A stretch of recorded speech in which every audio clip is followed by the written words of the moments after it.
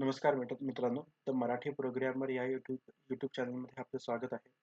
आपण साधारणतः 4 वर्षांनी मोठ्या गॅपनंतर पुन्हा भेटतो आहोत. तर आता आपण म्हणजे जुन्या व्हिडिओज जर तुम्ही पाहिले असतील, तर तुमच्या लक्षात आलं असेल आपण Pythonवर फोकस केलेला आहे. Pythonमध्ये आपण काही बरेच छोटे-छोटे प्रोजेक्टसुद्धा पाहिलेले आहेत. त्याच्यानंतर आपण NumPy, Pandas, Matplotlib ह्या लायब्ररीसुद्धा शिकलेलो आहोत. त्या कशा वर्क करतात, त्याचा आपण काही इंटरव्ह्यू क्वेशनसुद्धा बघितलेले आहेत. सो आता आपण नवीन सीरीज घेऊन आलेलो आहोत Django. सो आता हे 4 वर्षाच्या गॅपमध्ये म्हणजे त्या जो काही इंडस्ट्री एक्सपिरियन्स आलेला आहे, त्यानुसार मी हे तुम्हाला शिकवणार आहे. जेणेकरून तुम्ही फ्रेशर्स असाल किंवा तुम्ही इंटर्न असाल, सो तुम्हाला त्याच्यात हेल्प होईल. सो Django हे वेग फ्रेमवर्क आहे, ज्याच्याने आपण वेब ॲप्लिकेशन डेव्हलप करू शकतो Pythonचं. हे तुम्हा सर्वांना माहितीच असेल. सो आता ह्या Django यूज करून आपण custom user authentication using abstract user कसं करणार आहोत, हे आपण ह्या व्हिडिओमध्ये पाहणार आहोत. सो कसं काय-काय अजून लक्षात पाहायचं आपल्याला. सो कस्टम युजर तर आहेच आहे मॉडेल. त्याच्यानंतर आपण रजिस्टर आणि लॉग इन करणार आहोत, जे Django ऑथ मॉडेल प्रोव्हाईड करतं आपल्याला स्वतःला. सो ते आपण ह्याच्यात कसं इम्प्लिमेंट करणार आहोत ते पाहणार आहोत. त्याच्यानंतर जिंजा टेम्पलेटिंग हे नवीन कन्सेप्ट आपण इथे शिकणार आहोत. त्यानंतर Django फॉर्म्स कसं वर्क करतं, Django फॉर्म्स काय आहे, ते कशाप्रकारे वर्क करते हे सुद्धा आपण ह्या व्हिडिओमध्ये शिकणार आहोत. तर चला तर मग आता आपण आपल्या VS कोडवर जाऊयात, व्हिज्युअल स्टुडिओ कोडवर, आणि तिकडे आपण एक नवीन Djangoचा प्रोजेक्ट क्रिएट करूयात. सो तुम्ही एक फोल्डर बनवा. त्याच्या टर्मिनलमध्ये आपल्याला कमांड टाकायची आहे, Django admin start project auth project. So हा एक आपण प्रोजेक्ट नवीन बनवतोय. सो इथे बघितलं तर तुम्ही फाईल बनलेली आहे नवीन प्रोजेक्टची. सो आता त्याच्या अगोदर आपण एक व्हर्च्युअल एन्व्हायरमेंट सुद्धा क्रिएट करून घेऊ. म्हणजे व्हर्च्युअल एन्व्हायरमेंट असेल तर आपल्याला डिपेंडन्सीजवर लायब्ररीच्या डिपेंडन्सीजचे एरर येतात, ते येणार नाहीत आपल्याला. सो इथे हे व्हर्च्युअल एन्व्हायरमेंट क्रिएट होत आहे. सो आता आपलं व्हर्च्युअल एन्व्हायरमेंट क्रिएट झालेलं आहे. आता आपल्याला हे ॲक्टिवेट करायचं आहे व्हर्च्युअल एन्व्हायरमेंट. म्हणजे कसं करायचं की venv त्याची कमांड आहे. जे काही तुमच्या व्हर्च्युअल एन्व्हायरमेंटचं नाव आहे /script/activate. सो हे जे आहे हे विंडोजसाठी आहे. जर तुम्ही लिनक्स और मॅक यूज करत असाल तर सोर्स venv/bin/activate अशी कमांड आहे. इथे तुम्ही माझ्याकडनं चुकून एंटर झालं, बट इथे तुम्ही केलं तर ते चालणार नाही कमांड. विंडोजसाठी हीच कमांड आहे ॲक्टिवेट. सो आता इथे आपलं व्हर्च्युअल एन्व्हायरमेंट ॲक्टिवेट झालेलं आहे. तुम्ही इथे बघू शकता venv असं आलेलं आहे. सो आता ह्याच्यात आपल्याला पुन्हा Django इन्स्टॉल करायचं आहे, कारण की व्हर्च्युअल एन्व्हायरमेंटमध्ये पूर्ण एम्प्टी असतं व्हर्च्युअल एन्व्हायरमेंट. तुम्ही इथे फ्रीज केलं तर ह्याच्यात तुम्ही बघू शकता इथं कोणतीही लायब्ररी ह्या तुम्हाला व्हर्च्युअल एन्व्हायरमेंटमध्ये दिसणार नाही. सो आपल्याला इथे आता इन्स्टॉल करायचं आहे pip install Django. आता आपण इथे Django इन्स्टॉल होत आहे आपलं. सो इथे आपलं Django इन्स्टॉल झालेलं आहे सक्सेसफुली. आता आपल्याला हे प्रोजेक्ट आपण रन केलेलं आहे, म्हणजे क्रिएट केलेलं आहे. त्याच्यात manage.py आणि या ऑथ प्रोजेक्टमध्येच आपल्या सेटिंग्स, URLs वगैरे ह्या वेगवेगळ्या फाईल्स बघायला मिळतात. सो settings.py ही आपण म्हणू शकतो हार्ट ऑफ द प्रोजेक्ट असते फाईल. सो ह्याच्यात आपण जर काही चुकीचं कॉन्फिगरेशन आलं किंवा काही चुकीचं आपण टाकलं गेलं आपल्याकडनं, सो तेव्हा आपल्याला म्हणजे प्रोजेक्टला एरर येतो. सो त्याच्यामुळे आपण settings.py जेव्हा चेंज करू तेव्हा नीट आपण चेंज करायला पाहिजे. आता आपण नवीन एक ॲप तयार करू. ह्या प्रोजेक्टमध्ये आपण मल्टिपल्स ॲप क्रिएट करू शकतो. सो त्याच्यासाठी कमांड आहे python manage.py. आता आपल्याला सगळ्यात पहिल्यांदा आपल्याला त्या प्रोजेक्टमध्ये जावं लागेल जो आपण क्रिएट केलेला आहे, आणि त्याच्यात आपण python manage.py start app accounts. आपण एक अकाउंट्स नावाचा एक ॲप तयार करतोय. तर इथे तुम्ही बघू शकता आता इथे अकाउंट्स नावाचा फोल्डर तयार झालेला आहे. त्याच्यात admin, apps, models, test.py, use.py हे वेगवेगळ्या फाईल्स आलेल्या आहेत. तर आता आपल्याला सगळ्यात पहिल्यांदा काय करायचं आहे की settings.py मध्ये जर तुम्ही बघितलं तर इथे इन्स्टॉल्ड ॲप्स असतात. सो हे बाय डिफॉल्ट इन्स्टॉल्ड ॲप्स असतात. सो त्याच्यात तुम्ही बघितलं तर Django contrib.auth आहे, जे आपल्याला स्वतः ऑथेंटिकेशन मॉडेल प्रोव्हाइड करतं, ॲडमिन मॉडेल प्रोव्हाइड करतं इकडे. असे वेगवेगळे ॲप्स प्रीडिफाईंड असतात. त्याच्यातच आपल्याला आता जो ॲप क्रिएट केला तो आपण इथे डिक्लेअर करून घेणार आहोत. जर तुम्ही इथे आपल्याकडनं हा राहिला डिक्लेअर करायचा, तर इथे आपण जे काही अकाउंट्स किंवा आपण जे काही ॲप तयार करू, त्याच्यात जे काही आपण मॉडेल्स तयार करू, व्ह्यूज तयार करू, URLs तयार करू त्या आपल्याला प्रोजेक्ट सोबत लिंक होणार नाही. तर त्या सगळ्यात पहिल्यांदा आपण जेव्हा ॲप क्रिएट करू त्या सगळ्यात पहिल्यांदा आपल्याला इन्स्टॉल्ड ॲप्समध्ये ते ॲप कॉन्फिगर करायचं आहे. आता हे कॉन्फिगर झाल्यानंतर सगळ्यात पहिल्यांदा आपण मॉडेल्स या फोल्डरमध्ये येणार आहोत. सो मॉडेल्समध्ये आपण जे आहे तो आपण डेटाबेसचं जे आपल्याला काही टेबल्स पाहिजेत, काय टेबल्स पाहिजेत किंवा कसं रिलेशनशिप असणार हे सगळं आपण ह्या मॉडेल्स.py फाईलमध्ये डिक्लेअर करत असतो. तर आता आपल्याला बेसिकली आता फक्त आपल्याला कस्टम युजर मॉडेल करायचं आहे, जे बेसिकली ऑलरेडी क्रिएटेड असतं, आपल्या Django प्रोव्हाईड करून देतं आपल्याला. त्याच्यात आपल्याला थोडंसं कस्टम करायचं आहे. सो ते कस्टम आपण कशाप्रकारे करणार आहोत? तर सगळ्यात पहिल्यांदा आपल्याला एक काही इम्पोर्ट्स करायचे आहेत. सो फ्रॉम django.contrib.auth हे contrib.auth आपण बघितलं इथे settings.py मध्ये इन्स्टॉल्ड ऍप्लिकेशन मध्ये ऑलरेडी आहे. सो हेच आपण यूज करतोय. So dot model import abstract. So आता ह्याच्यात दोन प्रकार आहेत, ऍबस्ट्रॅक्ट बेस युजर आणि ऍबस्ट्रॅक्ट युजर. सो आपण आता ऍबस्ट्रॅक्ट युजर बघणार आहोत, नंतर आपण ऍबस्ट्रॅक्ट बेस युजरवर सुद्धा व्हिडिओ बनवणार आहोत सेपरेटली. आता आपण ऍबस्ट्रॅक्ट युजर करत आहोत. तर ऍबस्ट्रॅक्ट युजर बेसिकली करतं काय हे लक्षात घ्या.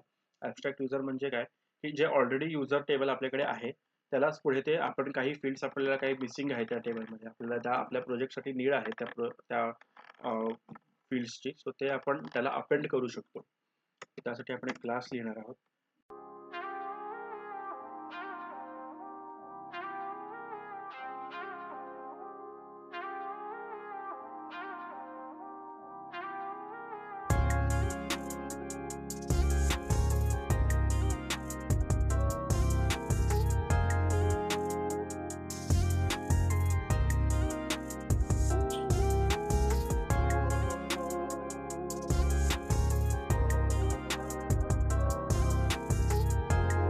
तर आता आपल्याला काय सांगायचं आपल्याला Djangoला काय सांगायचं की आता मी जो काही कस्टम युजर क्रिएट केलेला आहे तोच मला वापरायचा आहे बाय डिफॉल्ट. बाय डिफॉल्ट जो आहे तो युजर जो ऑलरेडी क्रिएटेड असतो तो वापरला जातो. बट आता आपण इथे मॉडेल्समध्ये ऍबस्ट्रॅक्ट युजर यूज केलेला आहे. सो आता इथे आपण काय लिहिणार, auth model user sorry auth user model आहे इथे, user underscore model is equals to, आता आपलं काय आहे ऍप्लिकेशनचं नाव काय आहे, अकाउंट्स मध्ये माझं कस्टम युजर जे मॉडेल आहे ते ऑथ युजर मॉडेल म्हणून कन्सिडर केलं जाईल. हे आपण आता Djangoला सांगतोय. सो इथे कस्टम युजर जे आपण केलेलं आहे ते इथे आपण डिक्लेअर केलेलं आहे. अकाउंट्स फोल्डर मधला डॉट कस्टम युजर हा जो मॉडेल आहे तो बाय डिफॉल्ट ऑथ मॉडेल म्हणून कन्सिडर केला जाईल. ठीक आहे. आता आपल्याला काय करायचं आहे, हे क्रिएट झाल्यानंतर आपल्याला आता मायग्रेट करायचं आहे. सो मायग्रेट म्हणजे काय, की आपण जो काही टेबल लिहिलेला आहे, जे काही डेटा मॉडेल्स लिहिलेले आहेत ते आता आपल्याला डेटाबेसमध्ये मायग्रेट करायचे. तर त्यासाठी पायथन manage.py मेक मायग्रेशन, दोन कमांड्स आहेत, मेक मायग्रेशन आणि एक migrate. So make migration ready करतं मायग्रेट करायला. सो आता इथे बघितलं तर तुम्ही मेक मायग्रेशन इथे, सो इथे मायग्रेशन झालेलं आहे. आता इथे आपण याला मायग्रेट करतो, जे मेक मायग्रेशन मध्ये क्रिएट झालेलं आहे मॉडेल ते आपण आता इथे मायग्रेट करणार. So Python manage.py migrate. So migrate झाल्यानंतर तुम्ही इथे बघू शकता सगळं अप्लाय झालेलं आहे इथे, आणि इथे तुम्ही बघू शकता db.sqlite3 नावाचा डेटाबेस सुद्धा तयार झालेला आहे. सो बाय डिफॉल्ट Django जे आहे ते SQLite3 डेटाबेस वापरतो. इथे तुम्ही बघितलं डेटाबेसेस मध्ये SQLite3 यूज केलेला आहे. तर आपण डिफरंट डेटाबेसेस सुद्धा यूज करू शकतो, बट हा बाय डिफॉल्ट आहे. जसं की पोस्टग्रेस झालं, MongoDB झालं, MySQL झालं, असे वेगवेगळे आपण डेटाबेसेस यूज करू शकतो. सो ते सुद्धा आपण कसे यूज करणार आहोत, कसे Django सोबत कनेक्ट करणार आहोत हे सुद्धा आपण बघणार आहोत पुढच्या काही ह्या सिरीजमध्ये. तर आता आपण आपला डेटाबेस सुद्धा क्रिएट झालेला आहे, कस्टम मॉडेल सुद्धा क्रिएट झालेला आहे. तर आता आपल्याला काय करायचं, आता आपल्याला रजिस्टर करायचं. सो रजिस्टर करायला सगळ्यात पहिल्यांदा आपल्याला फॉर्म तयार करायला लागेल. सो आता आपण इथे येणार आहोत फॉर्म्स, Django फॉर्म्स जे आहे तो प्रकार आपण शिकणार आहोत. तो forms.py मध्ये आता Django एक प्रोव्हाइड करतं आपल्याला की ज्या काही आपल्या डेटाबेस मधल्या फील्ड्स आहेत त्या फील्ड्सने डायरेक्ट फॉर्म तयार होतो. म्हणजे आपल्याला डायरेक्ट HTML ला जाऊन इनपुट बॉक्स किंवा टेक्स्ट फील्ड वगैरे टाइप करायची गरज नाही पडत. जे काही आहे ते सगळं Django हँडल करतं. फक्त तिकडे जाऊन आपल्याला तो फॉर्म युजिंग जिंजा टेम्पलेट आपल्याला यूज करायचा आहे. ते सुद्धा आपण बघणार आहोत पुढे. सो आता फॉर्म्स आलेला आहे. So from Django import django.contrib.auth.forms. So Djangoचं जे ऑथ मॉडेल आहे ते सुद्धा बाय डिफॉल्ट फॉर्म प्रोव्हाइड करतं. सो आपल्याला युजर क्रिएशन फॉर्म क्रिएट करायचा आहे आणि ते आपण रजिस्टर करणार आहोत. तर युजर क्रिएशन फॉर्म का? कारण की आपण 2 फील्ड्स आता इथे ऍड केलेले आहेत. सो त्या युजर क्रिएशन फॉर्म मध्ये मला या 2 फील्ड सुद्धा ऍड करायच्या आहेत, सिटी आणि पिनकोड. सो त्यासाठी आपण हे यूज करणार आहोत. ठीक आहे. आता फ्रॉम Django डॉट contrib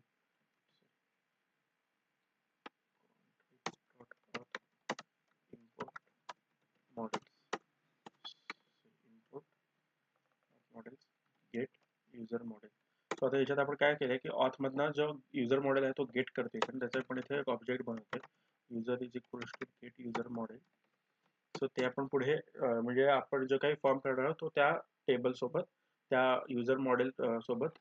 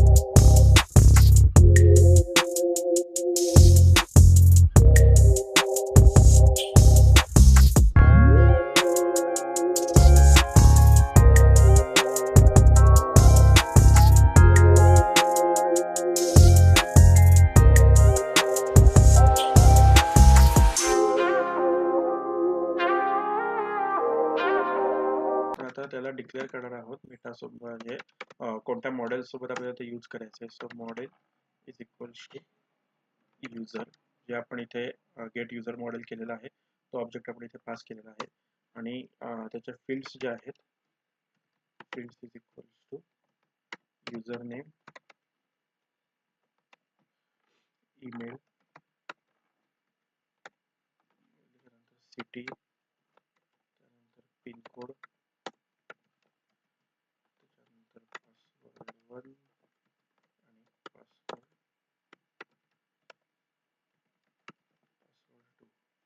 अशा प्रकारे हे आपण फील्ड्स जो डिक्लेअर केलेले आहे. आता हे फॉर्म्स आपलं आता हे काम झालेलं आहे. साइन अप फॉर्म आपल्या इथे क्रिएट झालेला आहे. आता हा फॉर्म आपल्याला सेव्ह सुद्धा करायचा आहे आणि त्याच्यात व्हॅल्यू सुद्धा घ्यायच्या आहेत. सो आपण व्ह्यूज मध्ये आपण जाणार आहोत. सो व्ह्यूज मध्ये सगळ्यात पहिल्यांदा आपल्याला from dot form import. So आपण इथे जो साइन अप फॉर्म क्रिएट केला तो आपल्याला इम्पोर्ट करायचा आहे.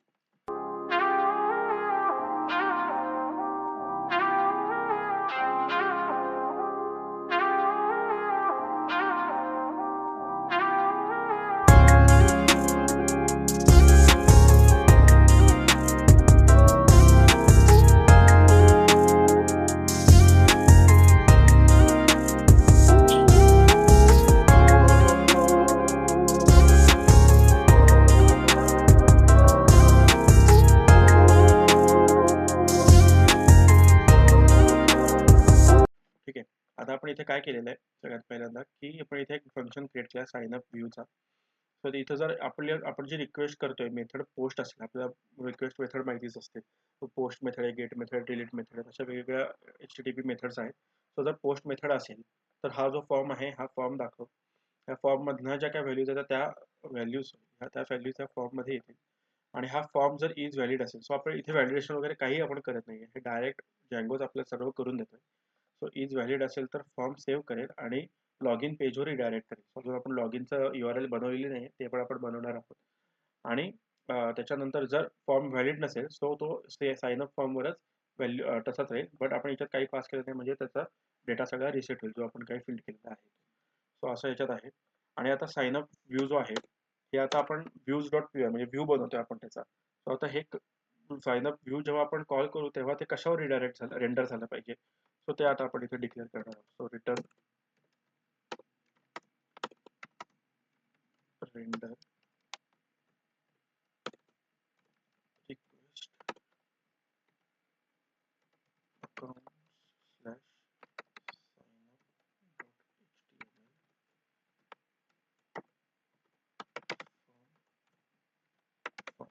सो आता इथे जे आपण लिहिले accounts.slash signup.html. सो आता आपण हे फोल्डर आणि फाईल क्रिएट करणार आहोत.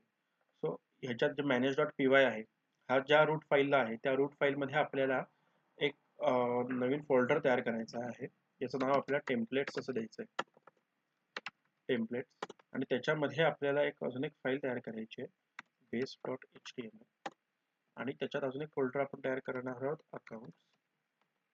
आणि त्या अकाउंट्स मध्ये आपण एक फाईल तयार करणार आहोत signup.html. म्हणजे आता झालंय काय इथे एक्झॅक्टली. आता आपण इथे गेलं काय. सो टेम्पलेट्स मध्ये एक फोल्डर तयार केला ज्याच्यात आपले सगळे HTML फाईल्स राहतील जे आपण टेम्पलेट्स असतील ते. त्याच्यात एक base.html लिहिले म्हणजे काही अशा एक मेन फाईल आहे ज्याचा आपण CSS म्हणा ते CSS आपल्याला थ्रू आउट फाईल आपल्याला किंवा हेडर ते थ्रू आउट त्या सगळ्या पेजेस मध्ये आपल्याला दाखवायचं आहे. त्यात तसं जर असेल तर आपण एक base.html फाईल क्रिएट करतो आणि त्याला आपण पुढे त्या सगळ्या फाईल एक्सटेंड करत असतो. तसंच आपण इथे केलेलं आहे. आणि अजून एक फोल्डर क्रिएट केले अकाउंट्स नावाचा आणि त्याच्यात आपण signup.html क्रिएट केलेला आहे. सो तेच इथे आपण तोच फाईल आपण इथे कॉल केलेली आहे की जेव्हा साइनअप व्ह्यूचा रिक्वेस्ट पडेल तेव्हा ह्या HTML फाईलला रेंडर करायचं. आणि या HTML फाईलला रेंडर केल्यानंतर हा फॉर्म तिकडे दाखवला गेला पाहिजे. सो हे बेसिक आहे. आता आपण त्या फाईलमध्ये कसं काय होतं ते आपण बघून घेऊया. तर सगळ्यात पहिला आपण base.html फाईल हे करूयात क्रिएट करूयात. तर आता माझ्याकडे आपण तेवढा हे नाही व्हिडिओ खूप लेंदी मी तर आता पॉज करून कॉपी पेस्ट करतो म्हणजे तुम्हाला आणि नंतर ते एक्सप्लेन करतो. तर मित्रांनो आता आपण इथे base.html मध्ये आपण हा कोड टाकून घेतलेला आहे HTMLचा. आता इथे जर तुम्ही बघितलं जिंजर टेम्पलेटिंग म्हणजे काय जे मी म्हणत होतो ते इथे आहे. इथे टायटल आहे. आता आपण इथे डिक्लेअर काय केलं ब्लॉक टायटल. तो ब्लॉकचा टायटल काय आहे Django auth. आणि एंड ब्लॉक आपण तो ब्लॉक इथे बंद केलेला आहे. आता इथे आपण सगळी CSS लिहिले इनलाईन CSS म्हणजे त्या पेजमध्ये CSS लिहिलेला आहे. आता इथे ब्लॉक आहे. ब्लॉकचं नाव काय आहे कंटेंट. आता ह्या ज्या कंटेंट आहे ब्लॉक कंटेंट आहे तो ब्लॉक मध्ये आपला सगळा कंटेंट येणार आहे जे काही आपण लिहिणार आहोत वेगवेगळ्या डिफरंट फाईलमध्ये. आणि एंड ब्लॉक तो पण इथे हा ब्लॉक एंड केलेला आहे. सो आता जेव्हा आपण सेम मी signup.html सुद्धा आता ओपन करतो. आता आपण signup.html मध्ये काय केलंय की आपण एक्सटेंड्स base.html केलेला आहे. हा सिंटॅक्स जो आहे हा असा सिंटॅक्स आपल्याला लिहावा लागतो. या असा सिंटॅक्स आपण लिहिला की त्याला कळतं की हे जिंजर टेम्पलेटिंग आहे हा डायनॅमिक व्हॅल्यू आहे किंवा डायनॅमिक राउटिंग आहे. तर असं base.html लिहिलंय. म्हणजे आपण काय करतोय की base.html मध्ये हे जे काही CSS आहे हे आपलं थ्रू आउट सगळ्या पेजेस अप्लाय होणार. आणि signup.html जो आहे तो ह्या ब्लॉक कंटेंट इथे आपला सगळा signup.html जो आहे किंवा आपण दुसरा जी काही फाईल बनवू ज्याला आपण एक्सटेंड करू base.html ला ते सर्व ह्या ब्लॉक कंटेंट आणि एंड ब्लॉक मध्ये ह्या ब्लॉक मध्ये येणार आहे. त्याच्यानंतर इथे पण सेम ब्लॉक टायटल केलेला आणि इथे परत आपण ब्लॉक कंटेंट केलेला आहे. सो हाच ब्लॉक कंटेंट म्हणजे इथला ब्लॉक कंटेंट आहे. सो आता इथे आपण क्रिएट अकाउंट म्हणजे हे काय हेडर आहे ते दिलेलं आहे. आता इथे आपण जो फॉर्म घेतलेला आहे इथं आपण फॉर्म पाठवलेला आहे. आता इथे जर आपण फॉर्म नाही इथून दुसरा काही पाठवला व्हेरिएबल सो तोच आपल्याला इथे द्यावा लागणार आहे. त्याच्यामुळे ह्याला आपण कॉन्टेक्स्ट म्हणतो. म्हणजे इथे आपण राउटिंग झालं आपण फाईल कोणती आहे आणि हा कॉन्टेक्स्ट म्हणजे हा डायनॅमिक डेटा असतो. तर आपण फॉर्म पाठवलेला आहे अख्खाच्या अख्खा फॉर्म इथे पाठवलेला आहे. तर फॉर्म डॉट एरर्स असेल हा जर सापडला त्याला तर हे जे आहे हे डायनॅमिकली Django थ्रूच हँडल होतं पूर्ण. आपण इथे कुठेही फॉर्म डॉट एरर किंवा फॉर्म डॉट काही आपण डिक्लेअर केलेलं नाही. हे सर्व जे आपण फॉर्म्स डॉट py यूज केलेलं आहे त्याच्या थ्रू Django थ्रू हँडल होतं सगळं. तर ते जर असेल तर आपल्याला इथे इनव्हॅलिड युजर और पासवर्ड असा एरर देईल आणि एंड येईल. सो आता आपल्याला काय करायचं आहे आता आपल्याला साइनअपचा फॉर्म ऍक्च्युअल लिहायचा आहे. की म्हणजे आपण जो form dot P Y use केलेला होतं त्याच्यात जो आपण फॉर्म यूज केला आहे तो फॉर्म आपण आता आपल्याला आता इथे यूज करायचा आहे. तर त्यासाठी आपण काय करणार आहोत, एक फॉर्म टॅग क्रिएट करणार आहोत. ठीक आहे. आता फॉर्म टॅग मध्ये त्याची मेथड आपण ॲज युजल पोस्ट देणार आहोत, कारण की जर मेथड पोस्ट नसेल तर आपली जी फंक्शन आहे ते कॉलच होणार नाही.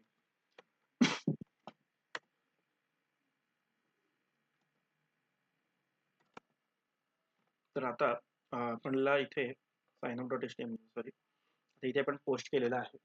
आता पोस्टमध्ये आता इथे ह्याच्यात एक CSRF टोकन म्हणून कन्सेप्ट असते. तर हे आपण जेव्हा फॉर्म सबमिट करत असतो तेव्हा हे टोकन महत्वाचं असतं.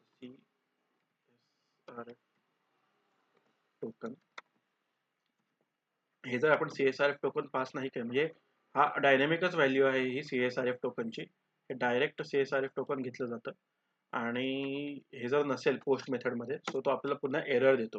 तर त्याच्यामुळे आपण शक्यतो CSRF टोकन हे पास करायला पाहिजे. त्याच्यानंतर आता आपण इथे आता आपल्याला काय करायचं की फॉर्म मधले आपल्याला जे फील्ड्स आपण यूज केलेले आहेत, आता फॉर्म्स मध्ये आपण कोणत्या कोणत्या फील्ड्स यूज केल्या, user name, email, city, pin code, password 1, password 2 ह्या ज्या फील्ड्स आहेत ह्या सगळ्या आपल्याला फील्ड्स यूज करायच्या आहेत. आता इथे आपल्याला कसं करायचंय, डबल कर्ली ब्रेसेस द्यायचे आहेत. आता हे जे झालं हे कंडिशन्स म्हणा, फॉर लूप म्हणा किंवा ब्लॉक असेल सो त्याला आपण हा सिंटॅक्स वापरतो की कर्ली ब्रॅकेट पर्सेंटेज. बट आता आपल्याला ऍक्च्युअल डायनॅमिक व्हॅल्यू जी व्ह्यूज मधनं आपल्या कॉन्टेक्स्ट मधनं येते ती जर जेव्हा आपल्याला वापरायची आहे तेव्हा आपण डबल कर्ली ब्रेसेस देतो आणि त्याच्या आतमध्ये फॉर्म डॉट युजर नेम. आता हा फॉर्म जो आहे तो मगाशी म्हटल्याप्रमाणे इथनं आलेला आहे. हा फॉर्म जो आहे हा फॉर्म आहे. इथे जर मी दुसरं काही व्हेरिएबल टाकलं तर तो व्हेरिएबल मला इथे कंपल्सरी द्यावा लागेल, अदरवाईज तो एरर देणार. फॉर्म डॉट युजर नेम, त्याच्यानंतर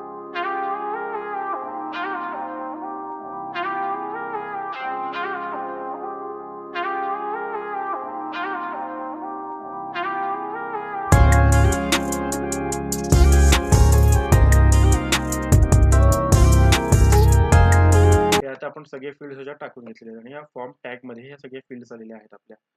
आणि आता आपण एक बटन तिथं सेम फॉर्म सबमिशनला एक बटन देणार आहोत. आपण इथे बटन टाईप आहे त्याचा सबमिट, नाव देणार आहोत आपण साइन अप. आता आपण हे साइन अप केलेलं आहे, हे base dot H T M L सुद्धा झालेलं आहे. आता आता आपल्याला काय करायचं, आता हे जे आपण sign up dot H T M L केलेलं आहे ते कोणत्या तरी URL ला आपल्याला ओपन झालं पाहिजे. असंच ओपन होणार नाहीये ना हे पेज, काहीतरी स्लॅश URL काहीतरी लागेलच आपल्याला. तो स्लॅश साइनअप स्लॅश रजिस्टर वगैरे असं काहीतरी URL लागेल. तर त्यासाठी आपल्याला काय करायचं, अकाउंट्स या फोल्डरमध्ये एक नवीन फाईल तयार करायची आहे, urls डॉट पाय. सो आता ह्याच्यात काय होणार आहे की ह्या जो आपण ऍप तयार केला ह्या ऍप साठी आपण ही URL तयार करतो URL. बट अख्ख्या प्रोजेक्टची URLs डॉट पी वाय इथे आहेच ऑलरेडी. बट आपण ते त्याला इथे इम्पोर्ट करणार आहोत, इन्क्लूड करणार आहोत, कारण की जेणेकरून हे एक स्टँडर्ड कोडिंग आपण म्हणू शकतो हा फॉर्म आहे. आपण तुम्ही डायरेक्टही इथेही करू शकता बट त्याला रेकमेंडेड नसतं ते. सो आपण इथे separately URLs dot P Y generate करणार आहोत. तर त्यासाठी आपल्याला इथे काय लिहायचंय, सगळ्यात पहिल्यांदा from Django dot URLs import path, त्यानंतर फ्रॉम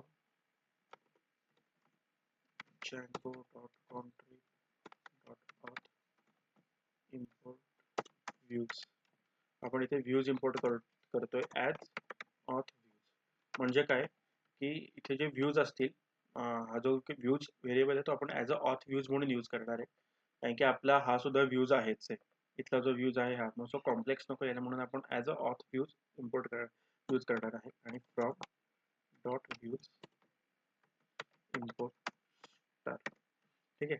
आता आपण म्हणजे काय केलं आपण इथे आता की हा जो व्ह्यूज डॉट पी वाय मधले जे काही असेल ते सर्व इथे इम्पोर्ट झालं पाहिजे. स्टार म्हणजे की सगळ्याच्या सगळं, all functions will be imported here. So आता इथे आपण URL पॅटर्न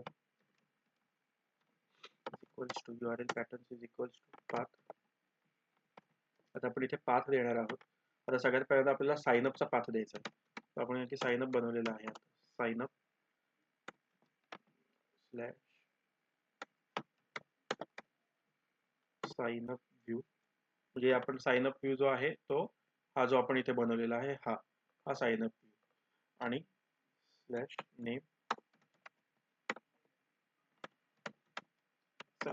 तर हे जे नेम आहे साइन अप किंवा इथे जे काही आपण नेम देऊ, हे नेम खूप इम्पॉर्टंट आहे, कारण की ह्याच नेमवरनं आपण पुढे सगळ्याला लिंकिंग करणार आहोत. जसं की इथे आपण रिडायरेक्ट केले लॉगिनला, तर तसंच आपण हे जे काही URLs मध्ये नेम देणार आहोत तसंच आपण रिडायरेक्ट होणार आहे. आपल्याला कुठेही स्लॅश वगैरे द्यायची गरज नाही पडणार. त्या नेम आपण दिला की त्या नेम थ्रू डायरेक्ट रिडायरेक्ट होणार. आता आपण हे साइन अप रिडायरेक्ट केलेलं आहे. साइन अपचं एक राऊट त्या URL तयार केलेला आहे. आता ही URL आपल्याला मेन प्रोजेक्टमध्ये आपल्याला ऍड करायची आहे. आपला जो मेन प्रोजेक्ट आहे, सो त्याच्यात आपल्याला सो ह्या फाईलमध्ये यायचं आहे, जे आपलं ऑथ प्रोजेक्ट फोल्डरमध्ये जे काही URL डॉट हे आहे, URLs डॉट पाय आहे, त्याच्यात यायचं आहे. तिकडे आपल्याला पाथ जो आहे त्याच्यात आपल्याला अजून एक इम्पोर्ट करायचं आहे इन्क्लूड म्हणून. तर इन्क्लूड नंतर आपण इथे करणार आहोत पाथ. आता ह्याला आपल्याला अकाउंट्स म्हणून मी एक हे देतो स्लॅश. म्हणजे काय होणार इथे की आपण जे काही इथे जे URL लिहिलेली आहे urls.py मध्ये, तर ती जेव्हा ऍक्सेस करायची असेल आपल्याला तेव्हा ती अकाउंट स्लॅश साइन अप अशा प्रकारे होणार. आता इथे URL अकाउंट स्लॅश आणि पुढे आपण करणार आहोत इन्क्लूड युजर. सॉरी, आपल्याला आता आहे अकाउंट इन्क्लूड, याच्यात आपल्याला द्यायचं आहे अकाउंट डॉट URLs. म्हणजे आपण काय केलं, अकाउंट्स मधलं जे काही URLs आहे त्या सगळ्या ह्याच्या इथे इन्क्लूड आल्या पाहिजेत. म्हणजे आपण इथे जे काही URLs लिहू अकाउंट्स मध्ये त्या सगळ्या अकाउंट्स स्लॅश करून सगळ्या URLs म्हणजे account slash login, account slash sign up अशा प्रकारे सगळ्या त्या URLs असतील. तर अशा प्रकारे आपले हे जे सुद्धा आपण त्या इम्पोर्ट केलेलं आहे. आता आपण आपला प्रोजेक्ट स्टार्ट करूयात. आता आपलं हे बेसिक सेटअप झालेलं आहे साइन अप साठीच. आता आपण आपला प्रोजेक्ट स्टार्ट करूया. त्याच्यासाठी कमांड आहे python manage.py रन सर्व्हर.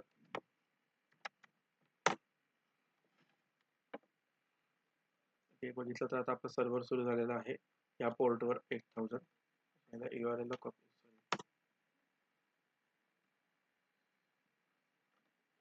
आता आपण ही URL ओपन करूयात. इथे ही URL ओपन झाली. आता ह्या 8000 ला आपलं काहीच नाही म्हणून तो पेज नॉट फाउंड आलाय. आपलं कशात आहे अकाउंट स्लॅश लॉगिन म्हणून आपण एंटर करूयात. तर हे सुद्धा आपल्याला एरर दाखवतोय तो, कारण की आपल्या लॉगिन मध्ये अजूनही काही नाहीये. आपलं आहे साइन अप. आपण साइन अप करूया, एंटर केलं. आता इथे आपल्याला एरर दिलेला आहे unbound local error at account sign up cannot access local variable form where it is not associated with value. आपण आता हा एरर चेक करूया. ठीक आहे मित्रांनो, आता आपल्याला एरर का आलाय हे मी सांगतो तुम्हाला. आपण जो टेम्पलेट यूज केलेला आहे, तर तो टेम्पलेट आपण जँगोला सांगितलंच नाहीये की मला ह्या टेम्पलेट्स फोल्डर, मला हा टेम्पलेट फोल्डर यूज करायचा आहे. ते आपण कुठे सांगतो, तर इथे जे टेम्पलेट्स नावाचं कीवर्ड आहे त्याच्यात जे आपण डिक्लेअर केलेलं आहे. तर आता बेसिकली बाय डिफॉल्ट कसं असतं, इथे जर तुम्ही बघितलं तर ॲप डिरेक्टरीजला ट्रू आहे. म्हणजे काय होतं की आपला जो ॲप आहे ह्याच्यात जर आपला टेम्पलेट फोल्डर असेल तर तो बाय डिफॉल्ट ट्रू घेतो, मग त्याला आपल्याला सेट करायची गरज नाही पडत. बट आपल्याला आता आपण काय केलं की रूट बेस डिरेक्टरीला आपण ऑथ प्रोजेक्टमध्ये टेम्पलेट्स फोल्डर क्रिएट केले. तर ते आपल्याला इथे डिक्लेअर करायला लागेल की जर डिरेक्टरी जी आहे ती बेस dir आहे, बेस डिरेक्टरी स्लॅश टेम्पलेट्स. म्हणजे काय झालं की जे काही टेम्पलेट्स फोल्डर आहेत तो ह्या फोल्डरमधनं, म्हणजे टेम्पलेट्स जे आहेत ते ह्या टेम्पलेट्स फोल्डरमधनं सगळ्या घ्यायच्या आहे आणि त्याच्यातनं आपल्याला account slash sign up, account slash login जे काही आहे ते करायचं. तर आपण रिफ्रेश करून बघूया. तरी सुद्धा आपल्याला एरर आहे. तर आता आपल्याला इथे ऍक्च्युली काय झालेलं आहे, आपण हा एल्स जो आहे हा ऍक्च्युली बाहेरचा एल्स पाहिजे. म्हणजे जर मेथड नसेल सो तेव्हा ती एरर आली पाहिजे, की मेथड पोस्ट नसेल तो तेव्हा आपण हा एल्स पाहिजे. आपण हा इज व्हॅलिडला टाकला होता तर तो एक एरर आपल्याकडनं झाला होता म्हणून ते हे नव्हतं झालेलं. म्हणजे आपण ऍक्च्युली तिथे रिडायरेक्टच नव्हतं कोणतं केलेलं म्हणून तो हे नव्हतं झालं, एरर देत होता. आता आपण रिफ्रेश करूया. तर आता आपण इथे तुम्ही बघितलं तर टायटल सुद्धा आलेला आहे क्रिएट अकाउंट, जे आपण साइन अप डॉट स्टेटमेंटमध्ये टाकलेलं आहे. आणि इथे form dot user email city pincode password आणि पासवर्ड टू हे सुद्धा आलेलं आहे. आता इथे तुम्ही बघू शकता एंटर युअर सिटी आणि एंटर युअर पिनकोड हे आपण प्लेस होल्डर टाकलेलं होतं इथे फॉर्म्स डॉट पी वायला. सो तिकडे ते आलेले आहेत. बाकी सगळे युजर नेम वगैरे आहेत. तुम्ही इथे आपल्याला लेबल सुद्धा देता येतं forms dot P Y through. तर ते सुद्धा आपण टाकून घेऊ आता लगेचच. तर आता लेबल टाकण्यासाठी आपण forms.py मध्ये आलेलो आहे. forms.py मध्ये हेच आपण widgetsच्या अगोदर इथे आपण एक लेबल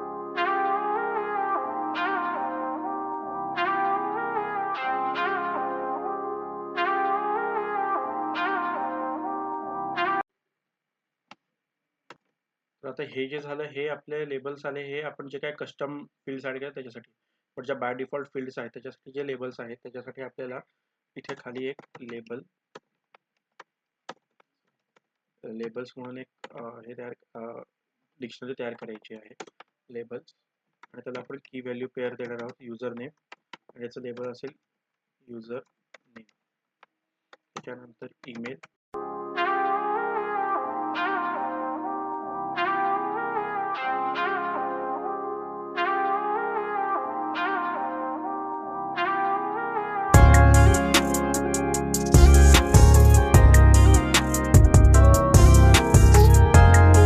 अशा प्रकारे आपण इथे लेबल टाकून घेतले. आता आपण इथे रिलोड होत आहे. आपण आता बघूयात, रिफ्रेश करू. तर मित्रांनो आता इथे आपल्याला ॲक्च्युली काय करायचं आहे, आपण साइन अप केलेलं आहे इथे, तर आपला हा फॉर्म क्रिएट झालेला आहे, बट आपल्याला इथे लेबल्स आलेले नाही आहेत अजून सुद्धा. आपण इथे सुद्धा ते लेबल्स टाकलेले आहेत तरी पण. आता आपल्याला काय ॲक्च्युली काय आहे, ॲक्च्युली अजून एक कन्सेप्ट काय आहे की आपण अख्खा हा फॉर्म आहे, instead of adding different fields, आपण डायरेक्टली अख्खा फॉर्म यूज करू शकतो एका पी टॅगमध्ये. त्यासाठी आपण काय करतो की form dot as underscore P, म्हणजे काय होतं की अख्ख्या पी टॅगमध्ये आपला अख्खा फॉर्म येतो.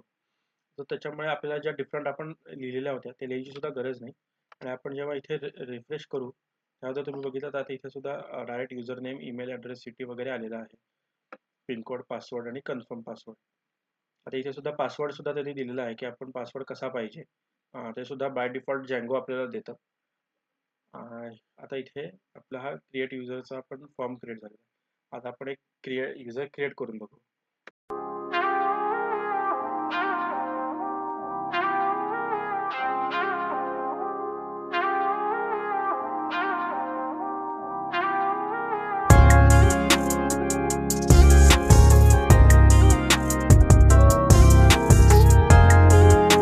आता इथे साइन अप करू आपण.